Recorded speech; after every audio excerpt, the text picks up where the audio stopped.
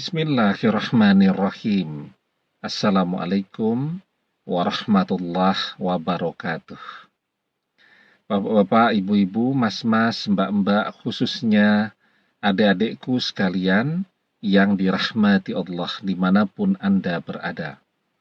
Kembali di IIP Channel bersama saya, IIP Wijayanto.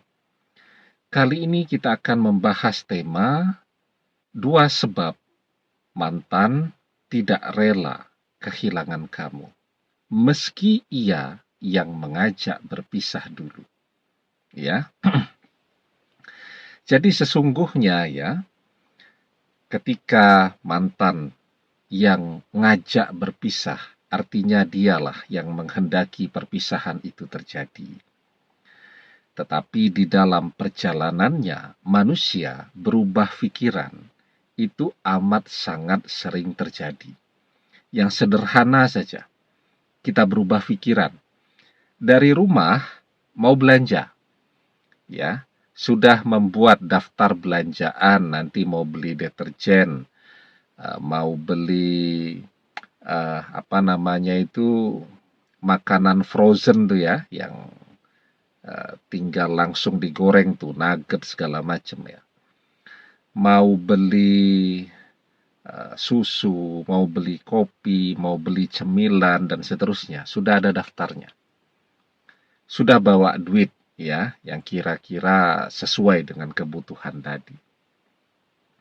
Tahu-tahu belanja, ya, melihat ya berbagai barang di etalase itu kan dipajang semenarik mungkin ya. Kemasan itu kan dibuat semenarik mungkin, sehingga jadi berubah pikiran ya. Akhirnya beli ini, beli itu, dan seterusnya, yang seharusnya masuk ke dalam daftar belanjaan tidak terbeli, ya, justru yang dibelikan adalah barang-barang yang tidak dibutuhkan. Jadi begitu, manusia itu amat sangat sering berubah pikiran ya. Mau jalan-jalan, mau berwisata, ya, tahu-tahu melihat, aduh, jalanan menuju tempat wisata itu macet, akhirnya berubah pikiran, kita wisata ke tempat yang lain saja. Ya, sejak kecil punya cita-cita. Kemudian di dalam perjalanannya berubah pikiran, ya. Tidak jadi kuliah di program studi itu, memilih program studi yang lain. Dan contoh-contoh lainnya. Jadi manusia itu berubah pikiran adalah sesuatu yang biasa. Termasuk juga mantan, kemarin dia yang meminta untuk berpisah, bahkan memaksa untuk segera berpisah. Tetapi di dalam perjalanan perpisahan itu, justru mantan yang menjadi orang yang paling menyesali perpisahan itu. Dia jadi tidak rela kehilangan kita. Ada 2 sebabnya. Yang pertama ya, sebabnya adalah ketika mantan melihat bahwa saat ini ada begitu banyak orang yang berlomba-lomba untuk mendekati kita, untuk mendapatkan cinta kita. Baru tuh terbuka matanya, ternyata kita ini seseorang yang sangat menarik, seseorang yang sangat mempesona ya. Dia baru menyadari ya bahwa dia sangat beruntung memiliki kita dan sangat rugi kehilangan kita. Karena apa? Ternyata sudah banyak yang antri, orang-orang yang menginginkan untuk menjadi pasangan kita, ya. Apalagi setelah perpisahan itu terjadi ya, kita jadi tambah rajin merawat diri, penampilan kita juga jadi tambah menarik ya, kan otomatis orang akan berduyun-duyun datang mendekat kepada kita. Nah, jadi ketika mantan melihat ada begitu banyak saingannya sekarang yang sedang berusaha untuk mendapatkan cinta kita, disitulah rasa penyesalan itu akan mulai muncul. Mantan berubah pikiran dari menginginkan perpisahan jadi tidak rela kehilangan kita, ya. Begitu mantan mulai melihat ada begitu banyak saingan yang muncul, biasanya mantan pun akan muncul kembali dalam kehidupan kita, akan mulai rajin telepon dan seterusnya. Nah, sebabnya yang kedua. Tapi sebelum kita bahas lagi lebih jauh sebabnya yang kedua, jangan lupa yang belum subscribe untuk memencet tombol subscribe dan menyalakan lonceng notifikasi agar Anda selalu mendapatkan pemberitahuan video-video terbaru dari channel kesayangan kita ini. Dengan subscribe, doa-doa kita selalu terhubung sehingga kita selalu bisa berdoa bersama-sama, ya. Yang kedua, ketika kita sukses dan mantan tidak dapat apa-apa, ya, dia melihat ada begitu banyak orang sekarang yang bisa mendapatkan manfaat dengan berdekat-dekatan dengan kita. Semua orang sekarang bilang mereka adalah teman, sahabat, keluarga kita. Biasanya kalau orang sukses begitu.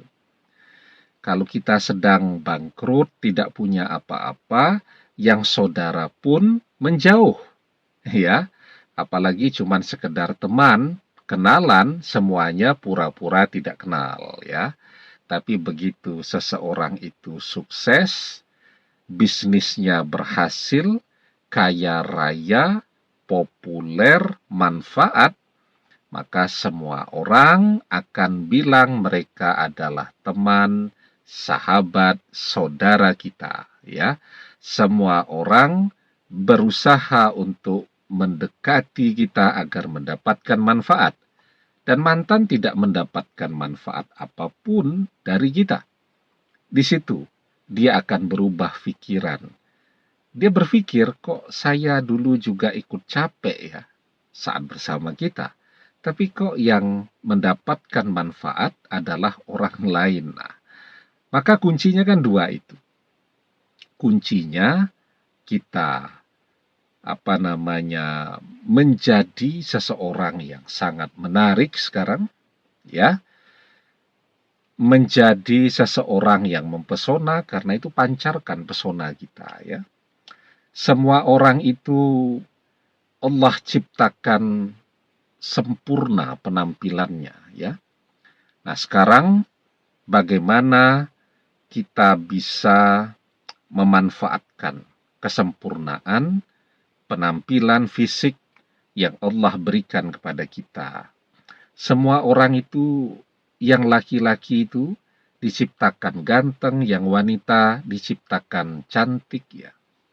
Sekarang yang membedakan kan ada orang yang pintar berdandan, ya, di fotonya juga bagus, ya, dan seterusnya. Sementara ada orang yang meskipun sesungguhnya kita lihat cantik, ganteng, hidungnya mancung, kulitnya bagus, tapi tidak pernah berdandan, tidak pernah merawat diri. Nah, itu saja yang membedakan, ya. Nah, semuanya Allah ciptakan manusia, ya, seperti kita ini dengan segala keindahannya. Nah, hanya saja ada orang yang bisa memancarkan pesonanya, tetapi ada juga orang yang tidak percaya diri. Nah, kita harus mulai memancarkan pesona kita. Sekarang zamannya media sosial. Semua orang bisa jadi selebgram. Semua orang bisa kondang, bisa terkenal, ya. Tetapi tadi harus tahu caranya. Nah, semua orang juga bisa sukses di zaman ini, asalkan dia mau berusaha, ya. Kita bisa melihat begitu banyak anak-anak muda yang sukses, berhasil, kaya raya dengan memanfaatkan kecanggihan teknologi informasi pada saat ini. dia manfaatkan media sosial itu, ya, sehingga dia berhasil. Dia jadi kaya raya dalam usia yang sangat muda. Kuncinya apa? Keinginan untuk merubah nasib kita.